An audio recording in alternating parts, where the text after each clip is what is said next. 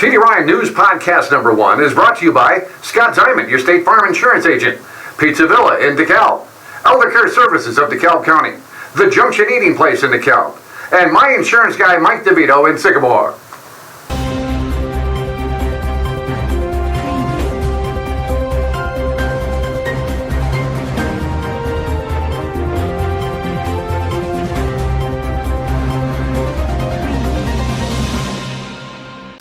And welcome in to TD Ryan Unleash News Podcast number 1. Very excited about rejoining again with us Dan Lynch, the old partner over there at the radio station. Dan, how you doing, my friend? I am well, TD. It's nice to see you and the mayor. And boy, this place is hopping. It is. We're at the DeKalb Library, we're in the bowels of the DeKalb Library, and we are grateful to be able to utilize this beautiful environment. And joining us once again, I might add, besides Dan Lynch's podcast, our second most popular podcast has been our one that we did with Cohen Barnes, our second podcast. Cohen, joining us again, the mayor of DeKalb. How you doing, sir? Just glad to be here. It's like getting the band back together, even though I know I'm just a supporting cast member, but it's really cool to be in the room with you two again. Well, we've had so many people ask us for doing local news, and Dan, of course, you're busy, and I are both trying to get readjusted to our lives here, but it's an opportunity for us to talk about local news and talk about it in depth here as well. And again, this is kind of an experiment, so it's like we're kind of running this up the ladder here and see who will salute. But I want to thank Ethan Davis, my nephew. I keep forgetting to thank him for doing all the technical stuff here. And of course, Dan, let's do the first story. Let's hear Dan Lynch with the news. You know what? I'm going to throw you a curveball. There's been a lot of crime in the news, but I was reading this story that I put together. Commuter service disrupted earlier this week as police investigated a freight train robbery. This was on the West Line, Union Pacific West Line, which goes from Chicago to Elburn. I just caught the train from Elburn to Chicago a week or two ago, and it was pleasant. But I know DeKalb was taking a hard look at that, the extension from Elburn to DeKalb, because my son looked over at me and said, boy, it'd be nice to jump on the train in DeKalb. So, Owen, I know you had commissioned a study about that, or the city. Can you get me up to date? Yeah, absolutely. This is something I would love to see come to fruition. It'll probably be way outside of my term as mayor, but I think in this role, you always got to be thinking long term and what's best for the community. We'll all be dead by the time it comes out. You know what, the way Ventura is in the state of Illinois, you may not be wrong. Well, when I was old train, we'll have a train funeral, I think. Right. The train rental. But ultimately, multiple things around that. One, we originally commissioned a study. It was about a $100,000 investment in order to figure out, is it even feasible? So we had to do a ridership study to see, do we have the ridership that would justify Metro coming out to our community?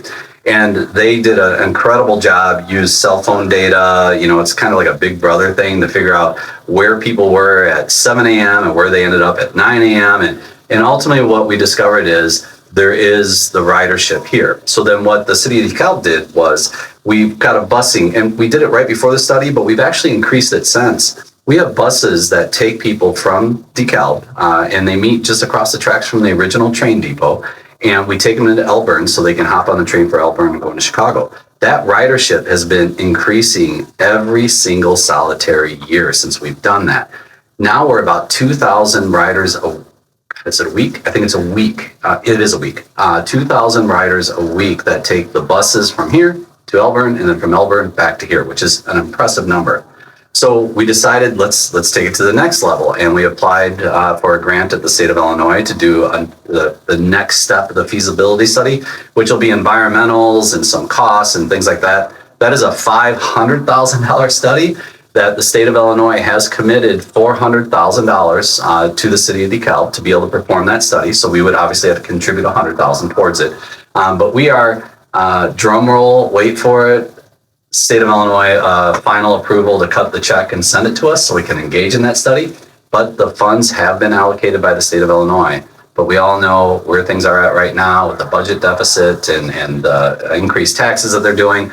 Whether that money will actually get released is a whole nother story, but it has been allocated. They have, quote unquote, guaranteed that we will get that money, and that'll lead to the next phase of the study, which gets us further down the track, pun intended, on bringing rail service, commuter rail service here to the city of DeKalb, which I think would be an incredible addition. Because can you imagine, on a Friday night, you could hop on the train and be downtown Chicago in like an hour and a half, attend your shows, your restaurants, do all that, and then come back that same night or the next morning to me, that would be an incredible amenity to have here in the city of DeKalb. Now, to play devil's advocate now with the FOIA request and everything, can people request and see how many people are riding these buses? I've heard a lot of people say, oh, nobody's on these buses. Nobody's ever on those buses. So you have the numbers to back it up. Absolutely, yeah. Okay.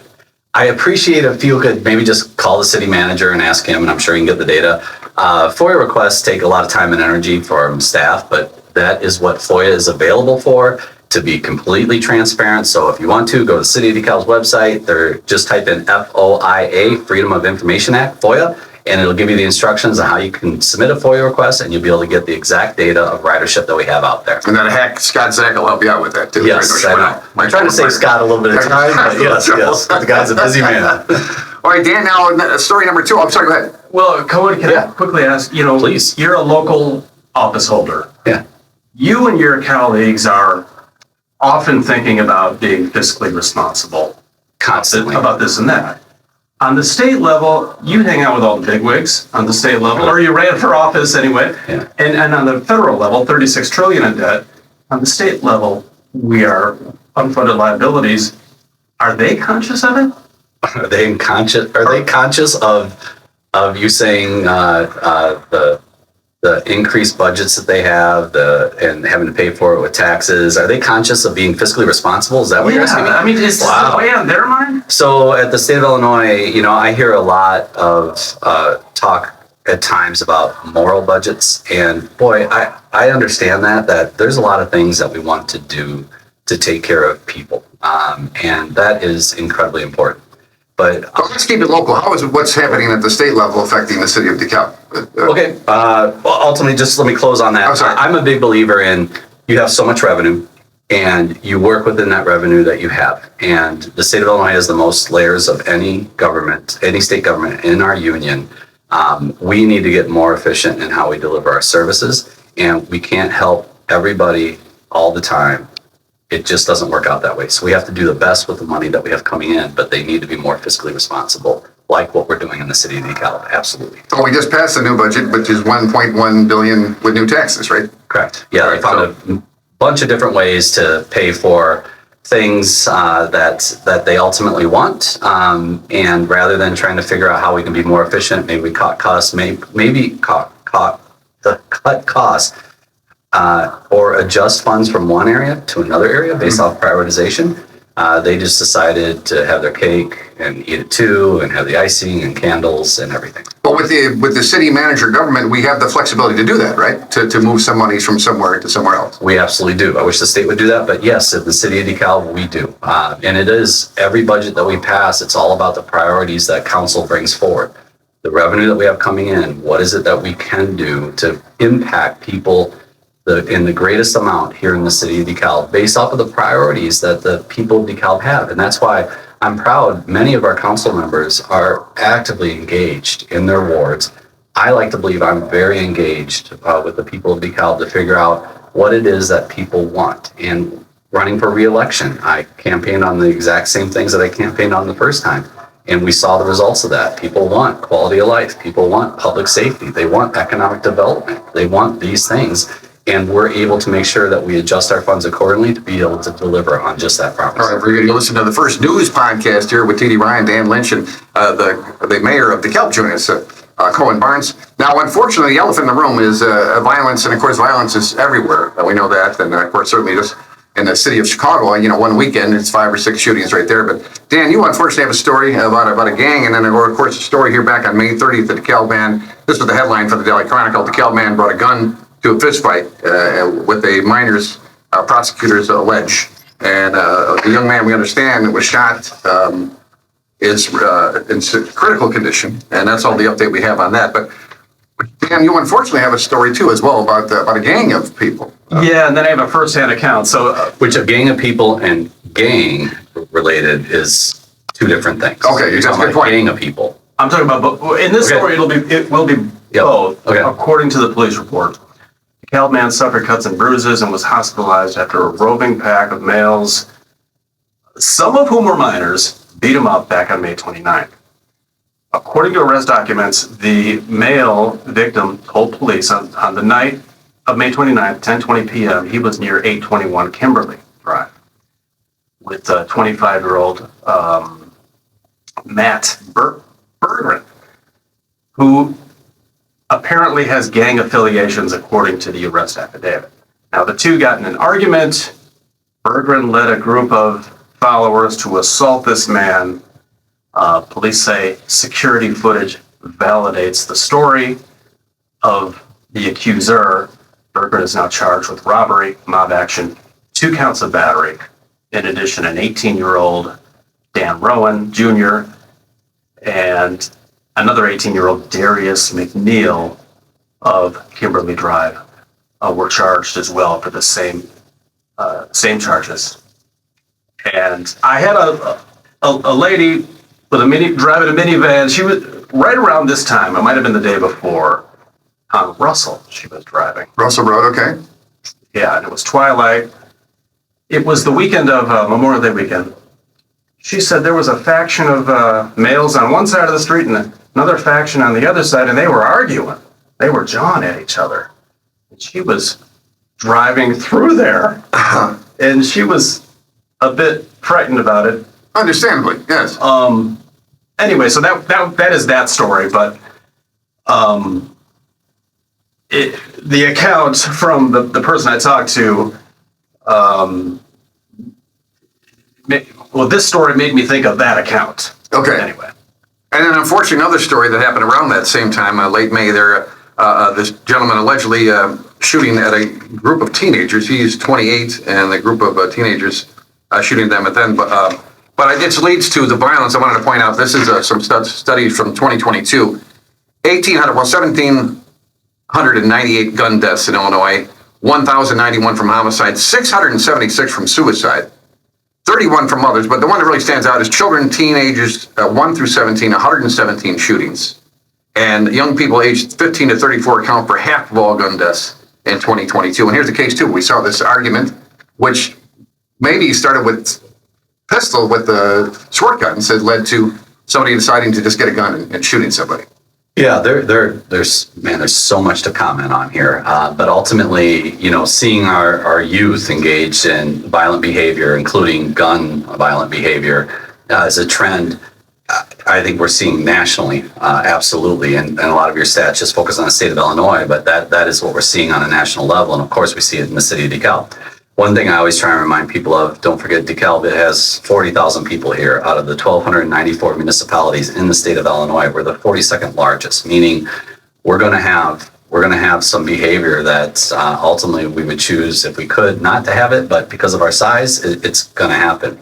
So ultimately, is what do you do about this? So there's a societal problem around gun violence, around youth engaged in gun violence, especially, that we're going to have to address. And it's things like the New Hope Missionary Baptist Church and their Project Hope, trying to build a community center, really hoping that gets off the ground and we can see that where they can actually engage our youth and find things for them to do. And I know we're going to talk about the pool probably a little bit later. Sure. That's, again, another activity because what is it? Idle hands is the devil's workshop. Yes, exactly. All the time. Correct, right? So we need to find things that we can make sure that we can engage our youth. But this idea that you can have a verbal argument, and that verbal argument in a drop of a hat right now can go from verbal to fists or from verbal to someone gets shot. That is something I cannot understand at all. I'm a huge believer in the city of DeKalb that everyone that lives here, every single soul in the city of DeKalb belongs here. But there's behaviors that don't. And behaviors like you two just described are just that. Those are behaviors that don't belong here in the city of DeKalb. So people listening to this are going to wonder, what are we doing about it, right? Well, things like the New Hope Missionary Baptist Church and investing in that is one of the avenues that we're taking. You've heard the phrase, it's probably overused, but you can't police your way out of this. Absolutely. But policing is a component of this to make sure that we've got officers out there, visibly out there, engaged in the community. And when calls come in, they're responding quickly. And also, as importantly, when events happen, they are taking the time to go ahead and investigate, arrest, and then we can prosecute these particular individuals, because now we can spend the time to really make sure if you commit bad behaviors in the city of DeKalb, you will get caught. If you don't get caught instantly, we're going to track you down and we are going to catch you. but we have the largest police force now that we've ever had in the history of DeKalb. 54, right? And we're hiring. No, we've got 73 that's right, sworn 54 officers is, right now. Yeah, we'll be at 75 by the end of the year. But also same with our fire department. When you talk about just public safety in general, that's not just policing, but it's also if you have a fire or EMT services. We've really invested in public safety across the board. But these issues are I'm flabbergasted when they come up. I'd love to comment more specifically, Dan, but everything you three have mentioned, or you two have mentioned, are all part of ongoing investigations. So I can't comment on them. Right, but we should just talk in general now. Yep. Like I said, in 2024, there were no homicides in the city of DeKalb. That was the first time since 2018. I know. And then before that, 2012. So there was. This is not unprecedented. Unfortunately, have a homicide here in the city of DeKalb. Correct. Now, But important stat really quick. Also from 2023 to 2024, violent crime went down 30%. Right. That is a big stat that we have right now. That's great. Now, and again, now this was an African-American young man who got shot, and we can't ignore these numbers. Black people were, and this is from a study, I wouldn't say African-American people, are nearly 40 times as likely to die by gun homicides than their white counterparts. Young black males aged 15 to 34, which unfortunately this young man fits in that category, were 68 times as likely to die by gun homicide than their counterparts. Hispanic Latinos were nearly 6 times as likely to die by gun homicides compared to their white counterparts.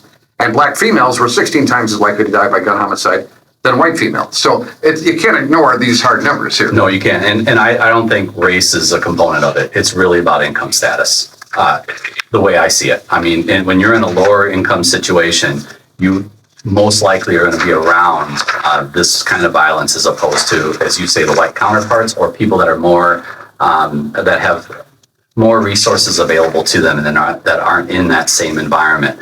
That's what we ultimately need to be working on, is how can we elevate people from the economic status they're at to a different economic status to remove them from some of the situations that they're in right now. And just one more stat, 24 confirmed incidents involving gunfire in DeKalb in 2023 compared to 16 in 2024. But Dan, take your news hat off for a minute. You have a large family, and I think you're a gun owner as well. What are your thoughts about kids and guns, and how do we keep them separated? Well, I mean, kids want one thing, really. They want their mom and their dad. That's really what they want. That's a good point. I mean, and their mom and dad to love each other. Now, I'm not in a model marriage. My wife and I have a lot of, we're running around and schlepping kids to karate and baseball. And the parents need to be I would say the parents need to be the primary teacher of their children. And you need to teach a child, if they ask, I teach them about guns and that it's a tool and it's for this, and it's for that, and this is what you don't do, and this is what this gun is for. And I'm not even a gun nut. I am not even. I'd say the average gun owner owns 16 guns. The average gun owner. So, yeah, I'm not average. Let's wrap your head around that. I mean, it's just. Cullen was in the Army. He's probably got a 45. But I mean, my kids do ask me, but I have gun safes, and they're put away. They can't get to them. That's just how I handle it. All right, let's change the subject here a little bit, and that is speeding, because I know everybody in DeKalb speeds. I can't stand how fast these people are driving. Now, DeKalb police issued 3,952 traffic stop warnings in 2024, up from 2,700 the previous year. So we are lighting these guys up, right? Absolutely. So one of the goals, again, public safety, right? That's what people were very vocal about, and public safety is a variety of things. Traffic is one of those components. So we talked to the chief 4 years ago. What is it ultimately that we need to do in order to get to a point where we can have officers out on the street making sure these speeders are taken care of, traffic violators in general, because of people blowing red lights. Oh. I remember even 4 years ago seeing the ATV motorcycles on the sidewalks doing wheelies down the streets, like the stuff you saw on TV in inner cities kind of thing was starting to transpire.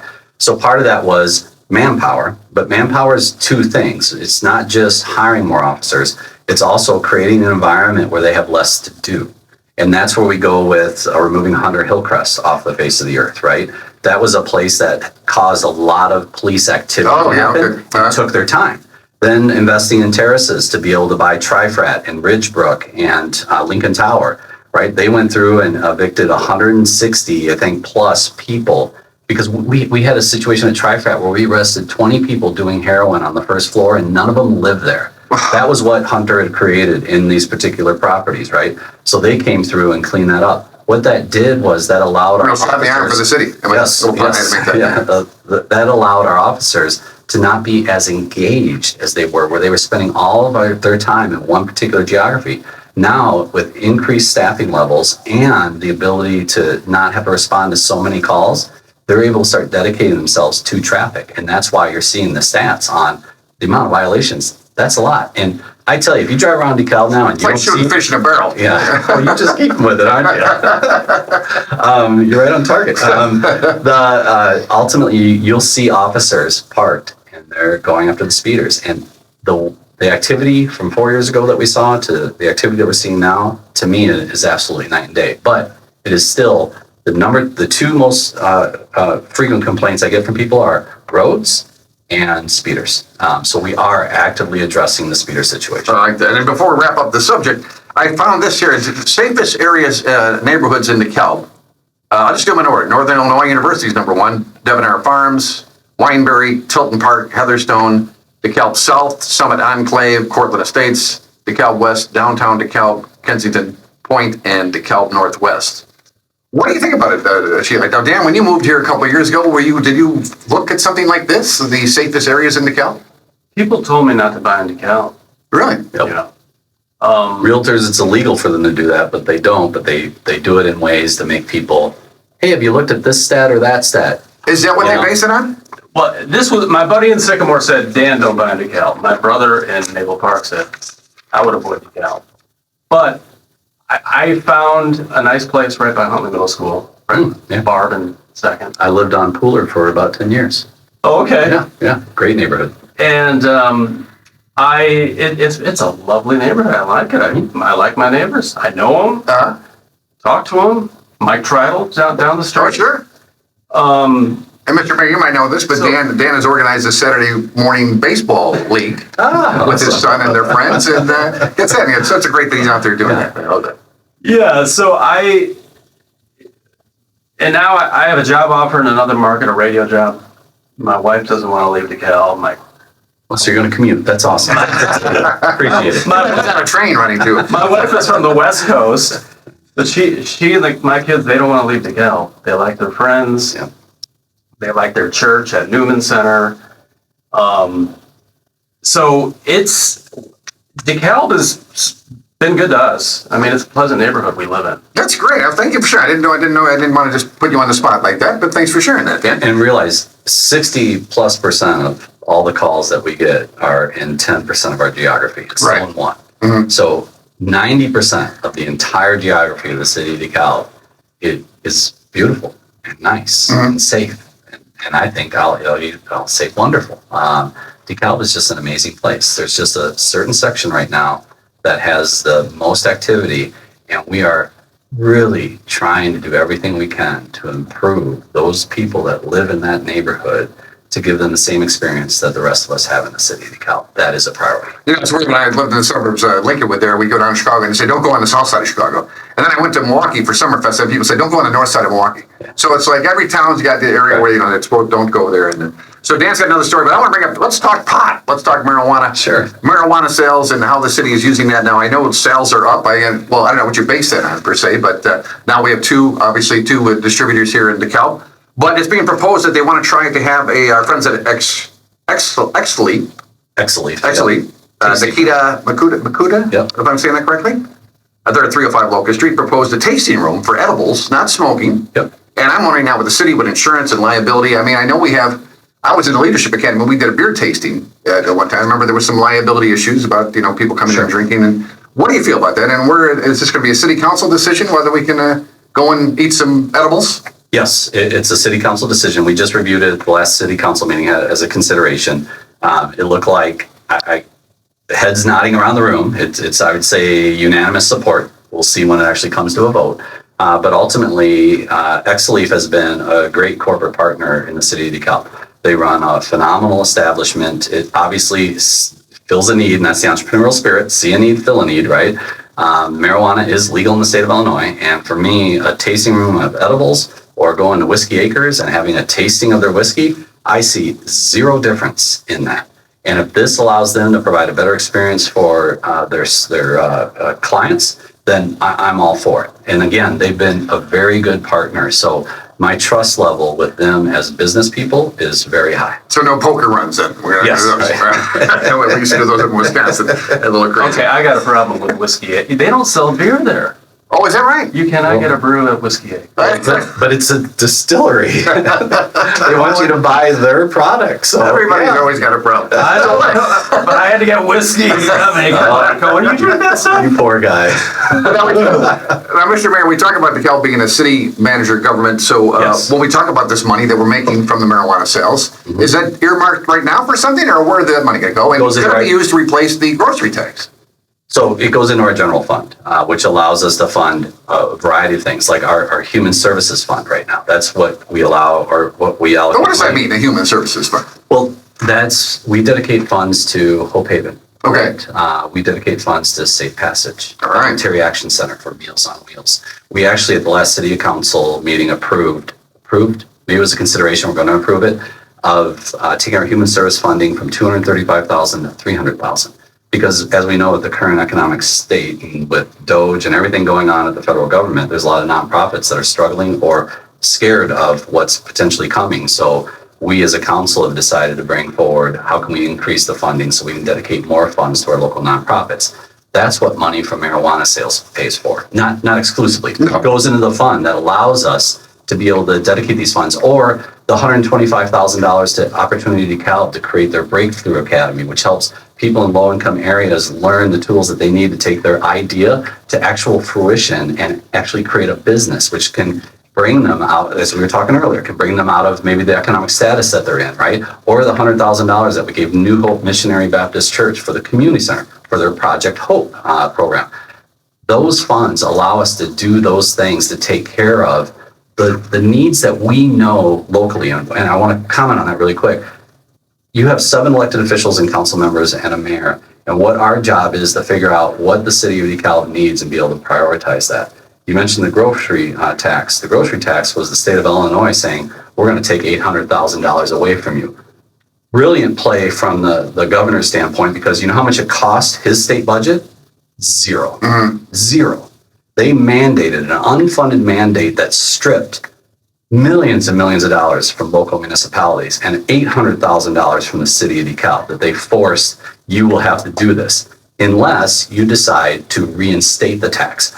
Also, what he did is, it was a political move, and it worked great for him because he removed what he's calling a regressive tax, and there's arguments there. But ultimately, he removed that at no impact to the state, but it's going to impact the locals. And if you reinstate the tax, they're going to charge you a 3% processing fee. So now it's a revenue generator for the state of Illinois.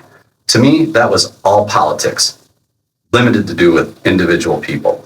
So marijuana sales and things like that allow us to be able to dedicate to human services funding. But the grocery tax, you remove $800,000 from our budget, that's a lot of money. And that could impact us increasing human services. That could impact us donating to a Project Hope. That could impact us for the Breakthrough Academy. So, Okay, very good. All right, Dan, what's another story? What you got next here, my friend? I'll lighten it up. Burlington. Yeah, let's light it up. Burlington, formerly Burlington Coke Factory. They switched Yes. names in 2010. I didn't know that. I've never been to a Burlington. Oh, we used to go, my mother took us there every year to get our school closed. We know all about it. So is it like TJ Maxx? Huh? Okay, it'll be next door to TJ Maxx, according to the city of DeKalb. They have 1,000 stores, or 1,100, but there's one in Geneva, Rockford, and Elton.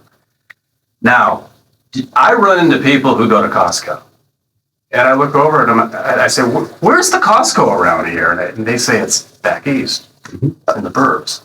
So I would like to see Costco this time. All right, there you go. I'll add Red Lobster. We have to have Red No, Lobster. Olive Garden. Oh, there's a most. I'm an Olive Yes, Garden. yes. Can I, for the record, just so everyone listening understands, the city of DeKalb doesn't choose, like, okay, Right. I want an Olive Garden, build here, or whatever it might be. It's really, companies have to look and see if it's economically feasible for them to come to a community, and a lot of it's based off of population. And 50,000 is what we hear as the mark a lot of times.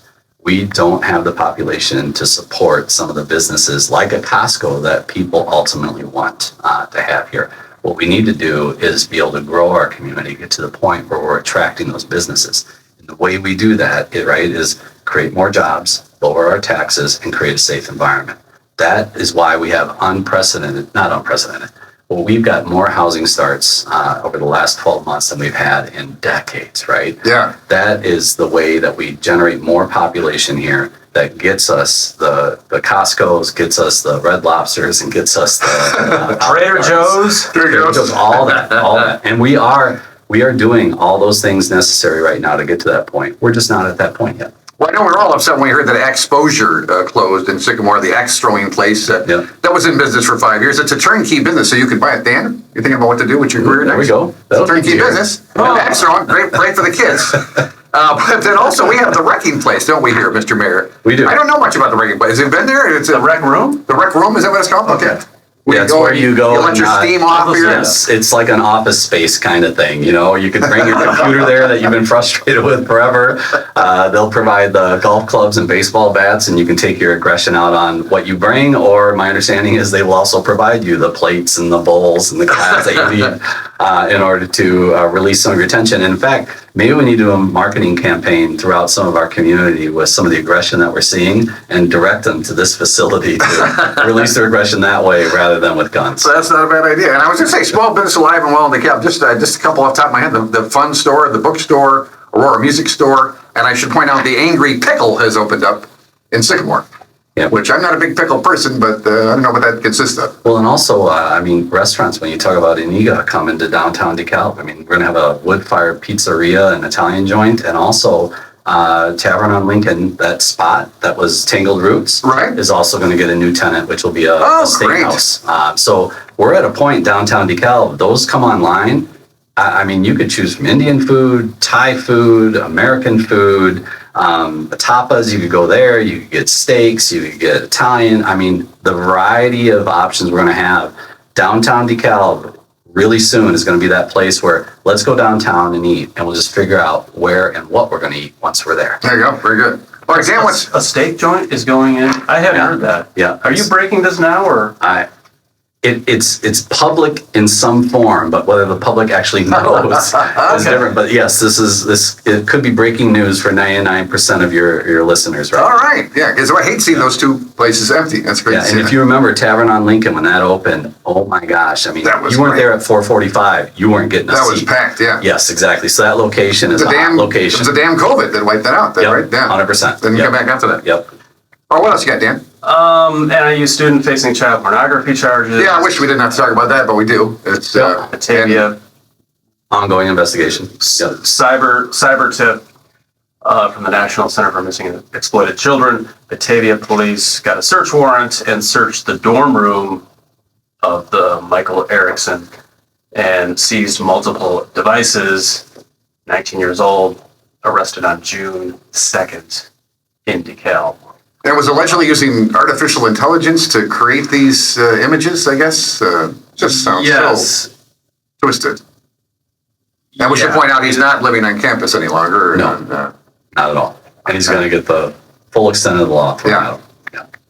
This other story, I think I would let this guy go. Maybe. Convicted felon caught with a gun and mushrooms, passing through on I-88, pulled over.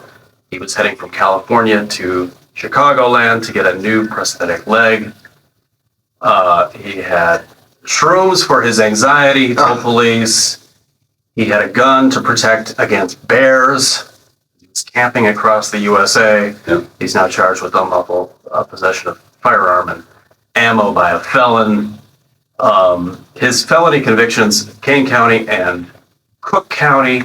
Kane County burglary theft. Cook County for another infraction,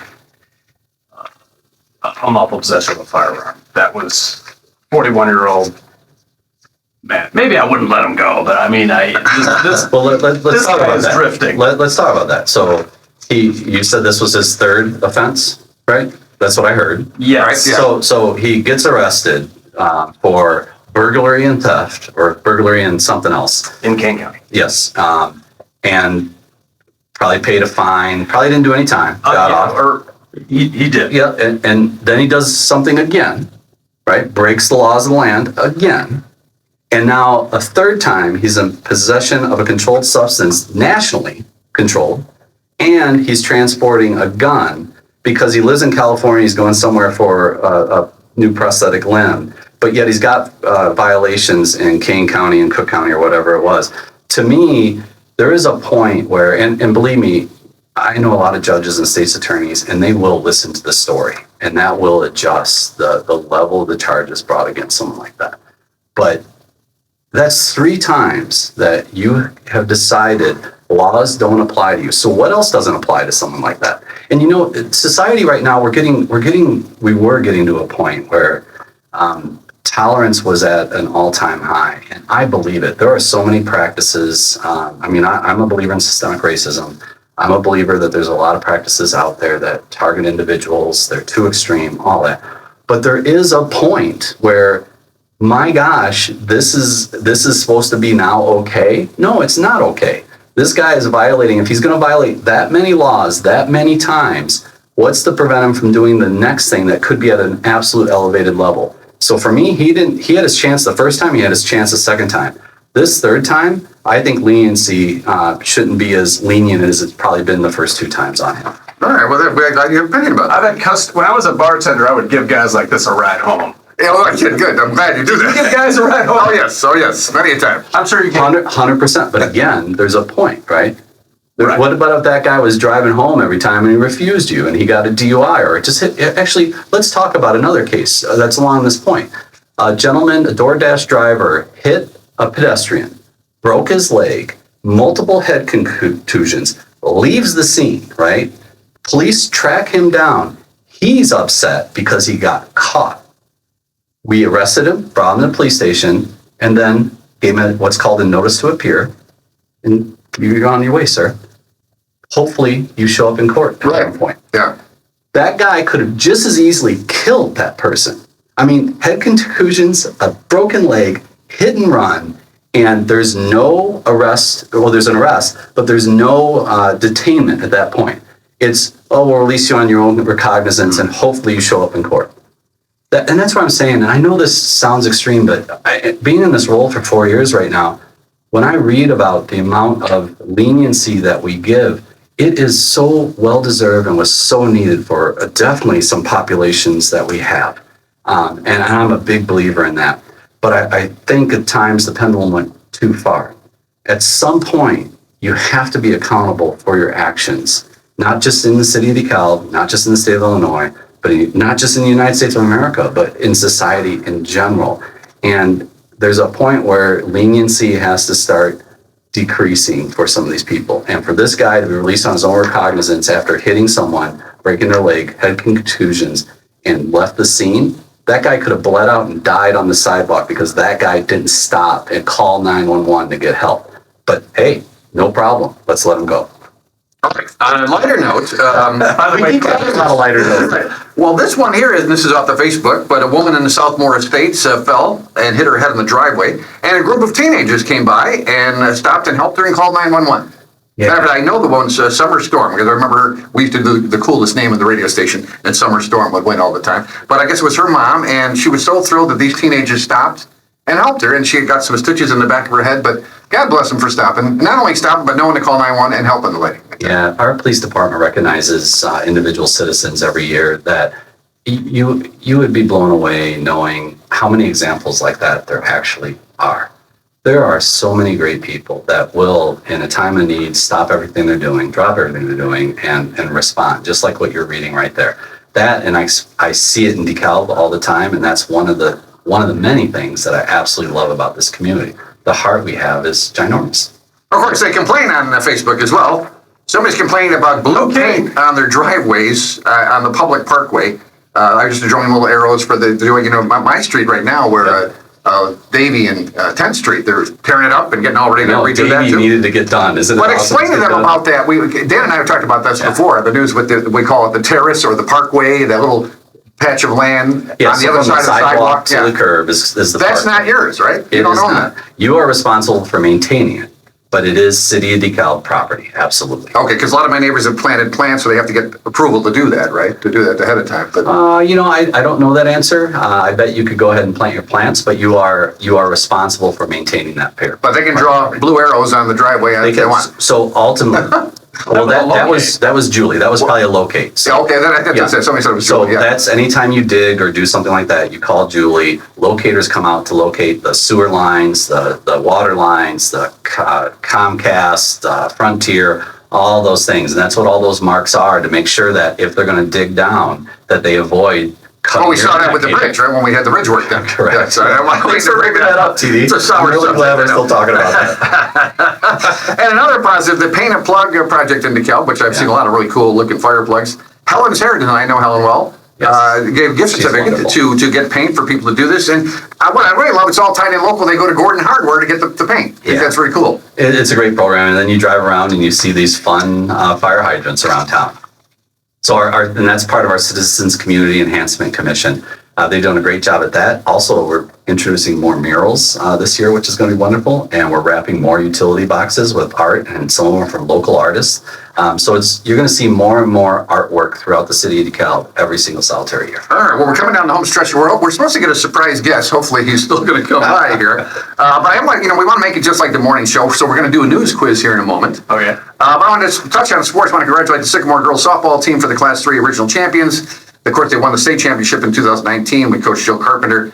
Not only that, but Jill has the kids doing all kinds of volunteer work in the community. They did Awesome. Feed My Starving Children in Sycamore Great with Tim Suter and the Suter Company. So kudos to her. Speaking of state champions, Sycamore track team has won the Class 2A state championship. Aiden Weiser, a great football player as well, led the way there. We're going to try to get them here on the podcast. DeKalb baseball, much improved this year, 25-11 record. And Cole Latimer and Josh Latimer, the father and son, are on the team. And we just interviewed from the basketball team, the father and son, Sean and Mike Reynolds. So DeKalb High School has two father and son coach combinations there. And what else? We'll also mention that I want to mention Bees Rock and Roll is celebrating 35 years across from Hopkins Park. Now, did you guys give some money for the new paint job? It really looks like a brand new place on the outside. Was that part of that they require? I actually don't recall, but if I had to guess, I would say no. That's what she did on her own, Really? which is great. But that was the original idea of the, what can I think of the word now? The TIF funds, right? Was to, if somebody wants to put... AIP program, Architectural Improvement Program, and that actually applies beyond the TIF zone. So we could do that for just about any business in town. Okay, great. Yeah, so we want to mention that for sure. And we want to mention the Sullivan brothers. We're going to have them on as well. Yeah. I can't imagine 80 years of, you're going to have to open that, go in, that locks automatically. 80 years of serving beverages to I was at their 80th too. And we have a surprise guest who's going to join us right now. Of course, Mayor Barnes knows this man well because he was former alderman in the third, what alderman were you? Bill Finucane, the second ward alderman, Bill Finucane. Hello again. Join us with a very dramatic announcement. Bill, what do you got to tell us here? What do I got to tell you? Hey, Well, not in general, my specifically. street got fixed. And There's it's really 4.5 nice. million of those getting fixed right now. It's very nice. And they did a great job. Awesome. Glad to hear it. Yeah, we're proud of that. So anyway, good to see you. Always great to see you, and I see you all the time. Bill, even beyond being alderman now, is continuously involved in the community. I run into him constantly, especially if it's a Northern Illinois University event. A true diehard Husky. There you go. And of course, Salvation Army, the volunteer work he does there as well. But what actually relates to your announcement, does it not, sir? Well, it does. That with the change at WLBK, we are going to, my Kiwanis Club, Kishwaukee DeKalb Kiwanis, is going to take over running Let's Talk Turkey. Oh, fantastic. And freezing for food. We didn't want to let TD get out of freezing for December. That's great. I love hearing that. Yep. So yeah, we've already made agreements to do it. We're working on the details, but it's a done thing, and we have the dates all set. Yep. And we're reaching out to other service organizations, right? We to are. help, We're doing that, and also some of the regulars that we have known to be donors. We've started talking to them too, so we know that that's going to proceed. and of course, we got to give credit to the DeKalb Fire Department that helps us out so much every year with Let's Talk Turkey and freezing for food. Right. Yeah, they're a big contributor. Yeah. They are. That's always more than 100 turkeys, so and that's a great start for that event. Yeah. Wonderful So department. kudos to the Kiwanis for doing that. Did you implement that? How did that get started there with the Kiwanis? Well, I brought the idea, and of course, the commander at the Salvation Army is a member of our club, And we just couldn't see that falling by the wayside. So with the support of the club, we talked about it for about 6 weeks at the club at different meetings, and the club voted to go ahead and back that up. That's great. Yeah. So we'll be going. I'm going to be going around to various service groups and making little speeches and stuff. But the bottom line is, we're going to be collecting turkeys near the end of November, and then November 21. no, you already got the date already. And then of course the first weekend of December we'll do freezing for food, and hopefully back there at our original location at Hy-Vee. Yep, we hope to do that. We've begun talking to them. I think it'll be something that will get done. All right, well, great. Well, Bill, kudos for you for doing all that you do. And I got one last story here I think you guys would both appreciate, because I'm sure Bill knows both of these guys. This was from, just looking back in history from the midweek in the Chronicle. For the 14th consecutive year, Joe Pisoni was overseeing the Sycamore Veterans Home Memorial Ceremonies. Pisoni, a World War II Navy veteran, has been member of the Sycamore VFW since 1954. Simple message is basically to honor those who served America and those who made extreme sacrifice for our country. And then residents of the surrounding area also, DeKalb resident Don Shu received an unexpected call earlier this month. The French consulate in New York told Shu that he would receive a package containing the Federation of French War Veterans, the medal, struck in 1994 in recognition of Allied soldiers who landed in Normandy. Now, do you know these guys? No, Joe Pisoni was a character. Oh, yeah, I mean, with Joe, you knew if when you ran into him, you were going to leave a few dollars He later. bends your arm, right? Because He's always selling something. he's always collecting for something. You had no choice but to grab your wallet and give Joe whatever he That was asked it, right. for. You know? And then Don, of course, former DeKalb police officer, and a great World War II veteran. Spent a lot of his time in his later years going around the schools and telling the history of that event. Yeah, I've got He his drove DVD. that Jeep transport thing. He brought that. He had a model of it, and you show the kids that what he drove back in the day. And And then, I know that I can't remember exactly which concentration camp, but I know he was a liberator at one of them. Don, he talked about the smell at Auschwitz. It wasn't Auschwitz; it was another camp that he helped liberate. But he said, "We'll never forget that. It never left him." Walking through there and then seeing these individuals. Can't imagine. Can't imagine that, but amazing stuff. Yeah. So. But both great individuals, great veterans. Yeah, when I saw them, I'm but just taking community pictures, servants. and their two names are right there. I'm like, well, there's two Yeah. characters we got to talk about, because they were characters. They were. In all the positive way. And Don Shu would work security when man on the street, Bob Brown at WLBK, would be on the street. He worked security for him when he was out there. So. We never had to do that for you for something. No. Now, before we wrap things up, we have to do a news quiz. We're trying to recreate the morning show. I want to go biking with Beans. Tell us about that. That's coming up. So Biking with Beans is next month, July 13th. Again, back out of DeKalb Rec Center from the Park District. We're getting things ready to go. We do 4 routes from 22 up to 100 miles. And remind people where that money goes, Bill. Well, it goes back. Most of it goes back into the bike paths that are here in DeKalb. We've helped leverage some other federal and state dollars to get those things done. Like the most recent extension along Fairview was leveraged by our dollar donation to the city to get that done. Which, And then- if I could comment, that was a great project, because that allows a lot of people to be able to get to the jobs that are out there in a safe manner. Because a gentleman lost his life on his bike, biking to work. Is that right? Yeah, because he was on the side of the road trying to do that. So And they really helped. that was the genesis of that idea Yep. to get that done. And we continue to collect money and invest it, and continue to look forward to being able to expand the bike routes within DeKalb. Great. I know. As a bike rider now, I really appreciate that. I know more and more people riding bikes, and we really appreciate that. Yeah, it is. And so, anyway, besides just the bike paths, it would also go to a lot of the local nonprofits that we support. Things like Children's Learning Center, Salvation Army, any number of other nonprofits here in the city. Outstanding. Well, thank you, sir. Thank you for what you do and continue to do. And we look forward to, I guess I'm going to spend time with you for Freezing for Food. That's always a little rough for me personally, but Yeah, we'll get through it. And let's talk turkey too. At least let's talk turkey. We're inside. All right. All right, give up your seat if you would, sir. And Dan's going to give us a news quiz, and we'll wrap things up here for newscast number 1 here with TD Ryan. Because again, there's been such an outcry for local news that we're just trying to fill that void a little bit here. Dan's been kind enough to gather some stories, and let's do like we used to do. Let's do a news quiz here to wrap things up. Okay. DeKalb is getting a new retail. You're supposed to ask me. I'm sorry. TD, what are you giving away? TD. Check that. TJ. T-Bone, what are you giving away? Well, it's funny you should ask, because our friends over there at Pizza Villa has given us a gift certificate to Pizza Villa, pizza, pasta, sandwiches, all the great stuff. And Ralph's Car Wash, Ralph's Deluxe Car Wash has given us a deluxe car wash as well, when you play the radio news quiz. Or pardon me, the podcast news quiz. So DeKalb is getting a new retail clothing store. What is the name of the store, and in what plaza will it be All situated? right, so you got to get both, the name of the store and the plaza. If you get the first person that emails me at tdryan2001@yahoo.com, tdryan2001@yahoo.com, first person who texts me will win the gift certificate of Pizza Villa and the deluxe car wash from Ralph's Car Wash as well. So Dan, thank you for shaking off the mothballs and getting the old news gears running again. Yeah, I'm out of touch a little bit. I mean, I parent, so I'm out of touch. But I did want to ask the mayor one more thing. Please. Because I run into I see Brad Hoy when I go to church, but then he leaves early. You know, That's an exclusive. so are you getting Brad Hoy's services for free as the new clerk? Correct. The city clerk position is an unpaid position at the city of DeKalb. How's he doing?